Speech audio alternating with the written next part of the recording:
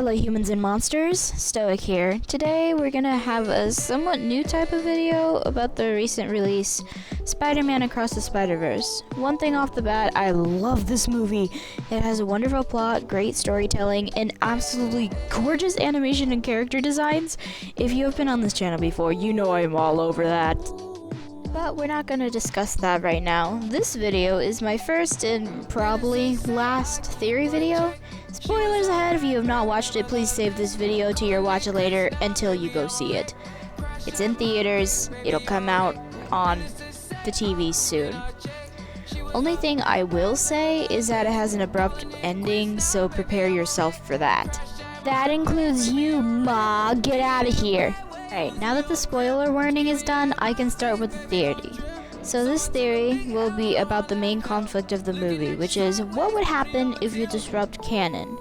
Miles is told over and over that if one were to disrupt the canon, then the universe would crash down if not saved, which was proven by the first-hand experience of Miguel.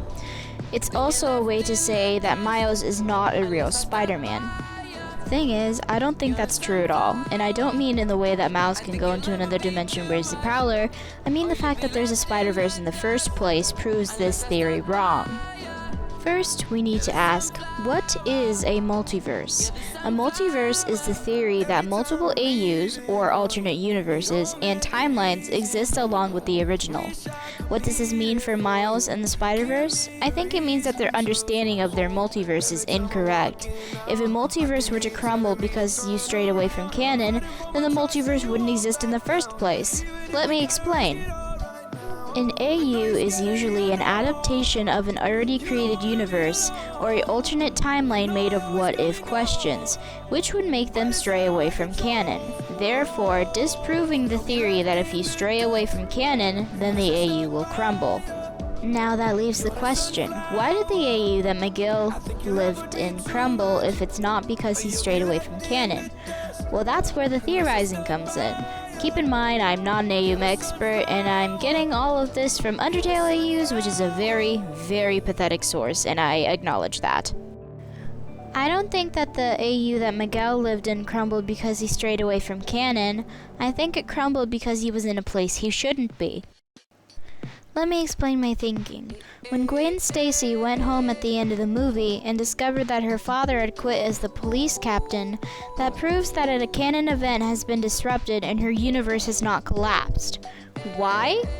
Well, because you can disrupt canon events.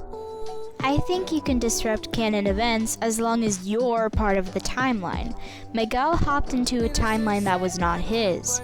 He hopped into the timeline of a Miguel who died and replaced him. That Miguel is dead. That timeline is no longer supposed to have a Miguel. So by him hopping into that AU, he doomed the timeline into collapsing. So what does this mean for Miles' story? I think it means that he can save his father. The thing is, you can't hop into another person's AU and change it, but you can break a canon event in your own universe. Miles can save his own father because he's part of the AU. Now if Miguel or Gwen tried to save his father, then it wouldn't work, because they are not part of the original timeline. So, what do we do with this information? Why is this important?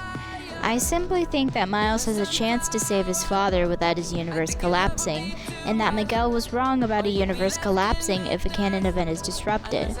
It's not the fact that a canon event was disrupted that makes the universe crumble, it's the fact that if you disturb a canon event when it's not your universe. Miles is not an anomaly, he's simply an alternate timeline, just like everyone else. Anyways, I hope you all enjoyed listening to me ramble about this gorgeous movie, and I hope you like the drawing and want to return sometime. Anyways, thank you. Goodbye, my fellow humans and monsters.